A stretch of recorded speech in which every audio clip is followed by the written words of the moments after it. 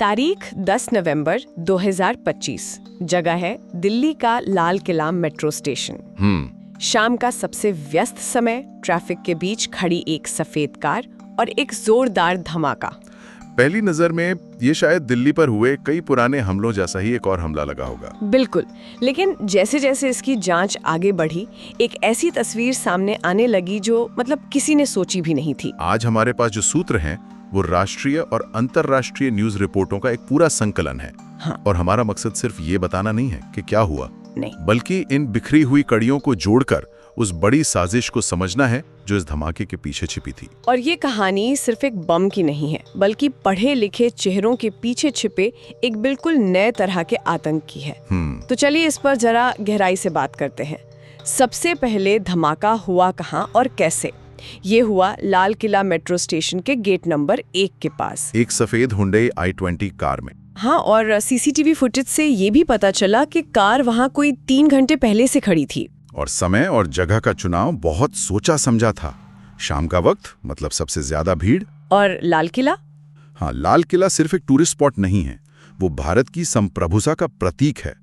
वहां हमला करना एक सीधा संदेश देना होता है। धमाका इतना शक्तिशाली था कि आसपास की कई गाड़ियों और ऑटो रिक्शा में भी आग लग गई।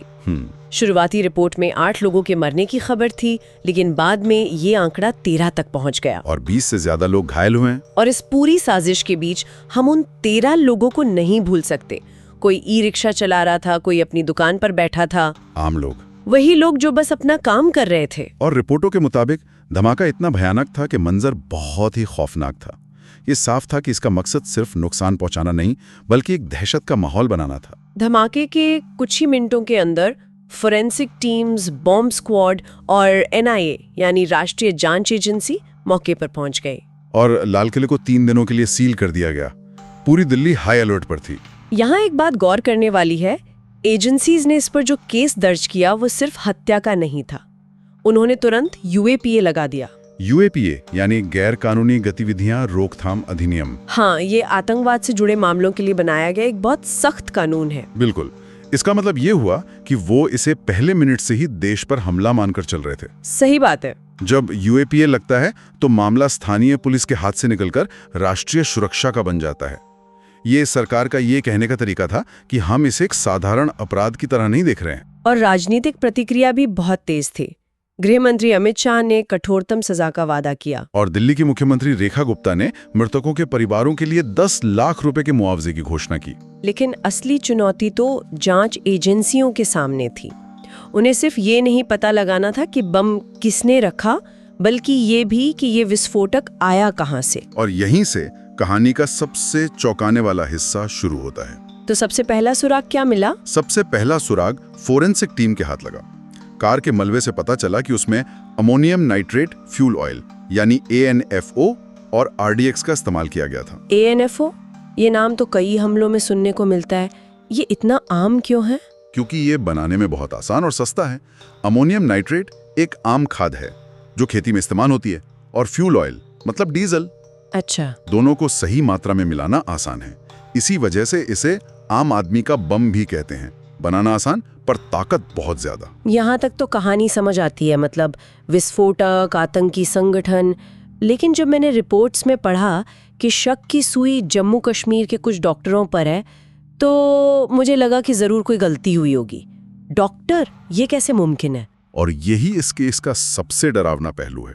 इसे व्हाइट कॉलर टेरर कहा जा रहा है। White collar terror? ये पैटर्न सिर्फ चिंताजनक नहीं, बल्कि सुरक्षा एजेंसियों के लिए एक बुरे सपने जैसा है। अब तक वो एक खास प्रोफाइल पर नजर रखते थे, है ना? हाँ, कम पढ़े लिखे, कट्टरपंथी युवा। बिल्कुल। लेकिन जब डॉक्टर या इंजीनियर इसमें शामिल होते हैं तो वो रडार के नीचे से निकल जाते हैं। उन्हें कोई शक की नजर से नहीं देखता। सही बात है। उनके पास संसाधन होते हैं, समाज में इज्जत होती है, वो पढ़े लिखे होते हैं और तकनीक का इस्तेमाल करना जानते हैं। वो जानते हैं कि कैसे खुद को छिपा कर रखना है या आतंकवाद का चेहरा बदलना है। और जांच सिर्फ दिल्ली या कश्मीर तक सीमित नहीं रही, इसके तार कई राज्यों से जुड़ने लगे। हाँ, हरियाणा के एक मौलवी इश्तियाक को विस्फोटक रखने के शक में हिरासत में लिया गया। और उससे भी बड़ी कामयाबी तब मिली जब हरियाणा की ही फरीदाबाद में एक ठिकाने पर छापा मारा गया। और वहां से जो मिला उसने सबके होश उड़ा दिए। लगभग 2900 किलो विस्फोटक सामग्री का जखीरा। 2900 किलो, इससे तो एक पूरे शहर को उड़ाया जा सकता है। क्या ये सब इसी हमले के लिए था? शायद।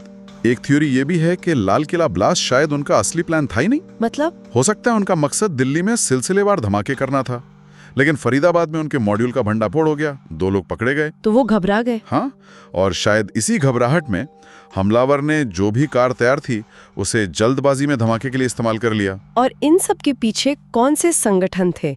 रिपोर्ट्स में जैश-ए-मोहम्मद और अंसार गज़वतुल हिंद जैसे नाम आ रहे हैं। हाँ, और विस्फोटक के विश्लेषण से लश्कर-ए-तैयबा यानी एलईटी के शामिल होने के भी संकेत मिले हैं। तो ये किसी एक गुट का काम नहीं था? नहीं, ये कई आतंकी संगठनों का एक मिला-जुला नेटवर्क हो सकता है, जिसे हाइब्रिड मॉडल कहते हैं। अलग अलग गुट एक कॉमन मकसद के लिए साथ काम करते हैं। और फिर जांच एजेंसियों के हाथ वो पहली मजबूत कड़ी लगी जो सीधे हमलावर तक जाती थी। पुलवामा का एक डॉक्टर, नाम डॉक्टर उमर नबी, पुलिस सूत्रों के मुताबिक कार से जो डीएनए सैंपल मिले वो उससे मैच कर गए। और सीसीटीवी फुटेज में भी एक नकाबपोश आदमी को कार पार्क करते हुए देखा गया था और शक है कि वो उमर नबी ही था। तो एक पढ़ा लिखा डॉक्टर जो लोगों की जान बचाने की शपथ लेता है, वो 13 लोगों की जान लेने वाली कार चला रहा था। ये सोचना भी मुश्किल है। सूत्रों से ये भी पता चला है कि इन लोगों ने स्पाई क्राफ्ट का इस्तेमाल किया। ये शब्द सुनने में तो किसी जासूसी फिल्म जैसा लगता है, लेकिन असल में इसका क्या मतलब था? इसका मतलब था कि ये लोग बिल्कुल पेशेवर जासूसों की तरह काम कर रहे थे। वो नॉर्मल फोन या व्हाट्सएप पे बात नहीं करते थे। अच्छा। उनकी सारी बातचीत एन्क्रिप्टेड प्लेटफॉर्म्स पर होती थी, जिसे पकड़ना लगभग नामुमकिन है। यहाँ तक कि वो साइलेंट ईमेल का इस्तेमाल कर रहे थे। साइलेंट ईमेल मतलब वो ईमेल भेजते ही नहीं थे, ड्राफ्ट में सेव करके एक दूसरे से जानकारी शेयर करते थे। बिल्कुल सही। एक ही ईमेल अकाउंट का एक्सेस 2 लोगों के पास होता था। एक ने मैसेज टाइप करके ड्राफ्ट में सेव कर दिया, दूसरे ने लॉगिन करके पढ़ लिया और फिर उसे डिलीट कर दिया। कोई डिजिटल निशान ही नहीं बचा। ये दिखाता है कि ये लोग सिर्फ प्रेरित नहीं थे, बल्कि पूरी तरह से प्रशिक्षित थे। हाँ। तो इन सब सुरागों के बाद भी कई बड़े सवाल अब भी हवा में हैं। जैसे, क्या ये एक आत्मघाती हमला था? ये एक बड़ा सवाल है। शुरुआती आकलन इसी तरफ इशारा कर रहा था, लेकिन अभी इसकी पुष्टि नहीं हुई है। हो सकता है हमलावर ने टाइमर सेट किया हो और वो निकल गया हो, या वो कार में ही मौजूद था। ये भी हो सकता है। ये जांच का एक अहम बिंदु है। और दूसरा सवाल, इस पूरी साजिश का मास्टरमाइंड कौन है? कोई स्थानीय सेल या इसके पीछे कोई बड़ा अंतर्राष्ट्रीय आतंकी समूह था? और इसी से जुड़ा सबसे जरूरी सवाल, इन डॉक्टरों की असली भूमिका क्या थी? क्या वो सिर्फ मदद कर रहे थे, जैसे पैसे देना या ठिकाना मुहैया कराना, या फिर वो बॉम्ब बनाने में शामिल थे, या वो खुद हमलावर थे, जैसा कि डॉक्टर उमर नबी के मामले में शक है? इन सवालों के जवाब ही इस नेटवर्क की पूरी तस्वीर साफ करेंगे। और एक सवाल जो मुझे परेशान कर रहा है वो फरीदाबाद में मिले 290 किलो विस्फोटक से जुड़ा है। ये इतनी बड़ी मात्रा में विस्फोटक शहर के इतने करीब तक पहुंचा कैसे? इसकी सप्लाई चेन क्या थी? ये बिना किसी बड़े नेटवर्क और अंदरूनी मदद के तो मुमकिन नहीं लगता। ये तो एक बहुत बड़ी इंटेलिजेंस चूक की ओर इशारा करता है। बिल्कुल। अगर हम इस पूरी घटना को बड़े परिप्रेक्ष्य में देखें तो इसने राजधानी में दहशत तो पैदा की है, साथ ही सीमा पार आतंकी नेटवर्क को लेकर चिंताएं भी बढ़ा दी हैं। और अगर जांच में पाकिस्तान स्थित समूहों से इसके तार जुड़ने की पुष्टि हो जाती है तो ये दोनों देशों के बीच राजनीतिक तनाव को बहुत ज्यादा बढ़ा सकता है। इस घटना ने पुरानी दिल्ली के उस इलाके को झकझोर कर रख दिया है जो हमेशा से अपनी चहल पहल और इतिहास के लिए जाना जाता रहा है। इसने लोगों के मन में सुरक्षा को लेकर एक गहरा डर पैदा कर दिया है। तो आज की इस पड़ताल में हमने देखा कि कैसे लाल किले के पास हुआ एक धमाका महज एक आतंकी घटना नहीं है। यह एक बड़ी और गहरी साजिश की ओर इशारा करता है। एक ऐसा आतंकी नेटवर्क जो कई राज्यों में फैला है, जिसमें डॉक्टर जैसे पढ़े लिखे पेशेवर शामिल हैं और जो बचने के लिए जासूसी फिल्मों जैसी आधुनिक तकनीक का इस्तेमाल कर रहा है। यह घटना सिर्फ अपराधियों को पकड़ने की चुनौती नहीं है, बल्कि उस पूरे इकोसिस्टम को समझने और उसे खत्म करने की जरूरत पर जोर देती है जो हमारे समाज के भीतर चुपचाप काम कर रहा था। और ये हम सब के लिए एक बहुत जरूरी सवाल खड़ा करती है कि जब आतंक का चेहरा बदल रहा है, जब वो हमारे बीच डॉक्टर और इंजीनियर बन के रह रहा है और हाईटेक तरीकों का इस्तेमाल कर रहा है, तो हमारी सुरक्षा के पारंपरिक तरीके कितने कारगर रह जाएंगे।